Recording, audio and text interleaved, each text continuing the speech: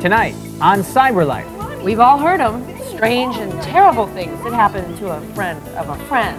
They're called urban legends. Spiders may be invading your computer. Bill Gates may be sneaking into your home PC. Your monitor might blow up without warning. Scared yet? Don't be. These are computerized urban legends. And not one of them is true. On this, no doubt legendary, edition of Cyberlife. Welcome to Cyberlife. I'm Gina Smith. And I'm Chris Eddy. Remember those stories you heard by the campfire? The ones you weren't sure were true but were mesmerizing nonetheless? Oh, some of them still scare me. Remember the one about the escaped killer with the hook going through Lover's Lane? I remember that at camp. And now these never-ending, ever-propagating stories are spreading to a whole new mass audience. Webheads. Several books have dealt with urban legends, but the web is catching up. For instance, this site contains page after page of interesting tales. Remember the one about the New York sewers being infested with alligators? Mommy's gonna get baby all nice and dry. Or the genius who tried to dry a dog in a microwave? Or was it a kitten? Urban legends often have alternate versions. Or the restaurants that accidentally, or is it on purpose, served rats instead of the usual food fare. To delve even further into these tales, try the Usenet news group alt.folklore.urban. You can get there via a standalone or browser-based newsreader.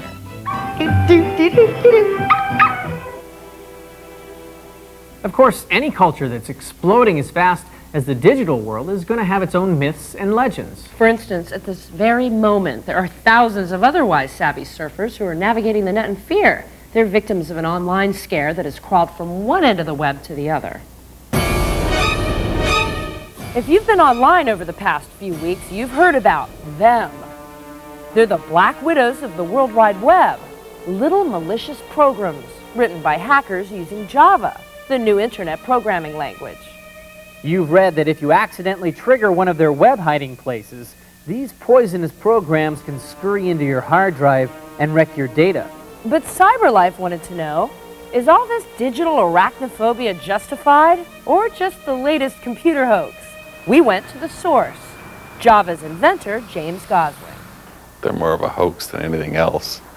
There was basically one message where this guy wrote this thing about applets are like black widow spiders.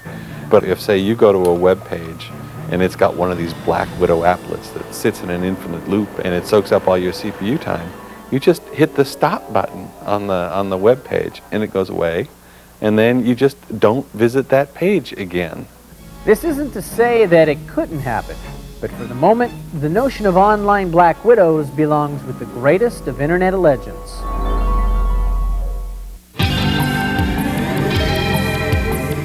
Now, all this week we've been introducing you to ways that you can download software that can help you see moving images and hear real audio on the internet.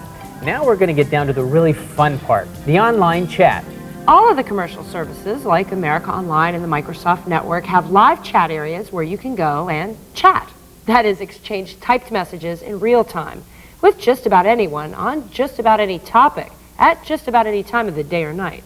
If all you have is an account with an internet service provider, don't worry, because you still will be able to chat using something called Internet Relay Chat, or IRC for short. To use IRC, all you have to do is download a software program called a chat client.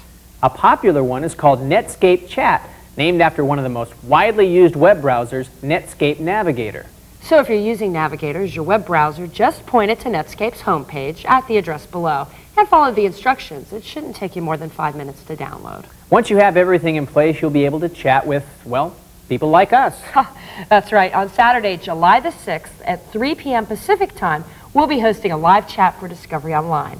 And you can join us just by using America Online. Just type in the keyword Discovery and click on Live Events. When we come back, our look at urban myths will continue with thrilling recreations of the greatest legends that ever lived inside your computer.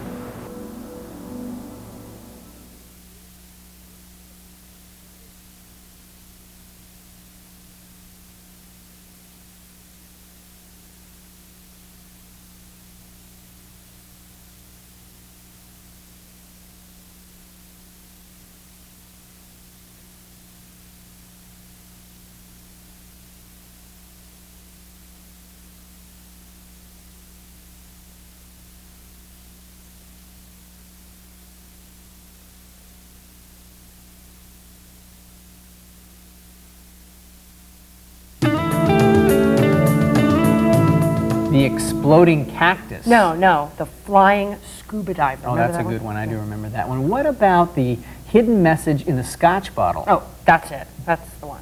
Welcome back. We've been talking about urban legends and myths on the internet and how the net has really sped up their circulation throughout the world. But did you know that computers themselves have a long history as the subjects of fables, rumors, and hoaxes? Now, we did some digging and unearthed some of the all-time greatest tall tales in computer history. The myths of computerdom trace back to the early 80s, the dawn of home computing. Yes. I'm clicking it. It's not doing anything here. One of the more popular legends has to do with a woman trying to get her computer to work, and she calls technical support, and the technician says, "What's going on?" And then she says, "Well, I've been operating with this foot pedal, and nothing seems to be happening."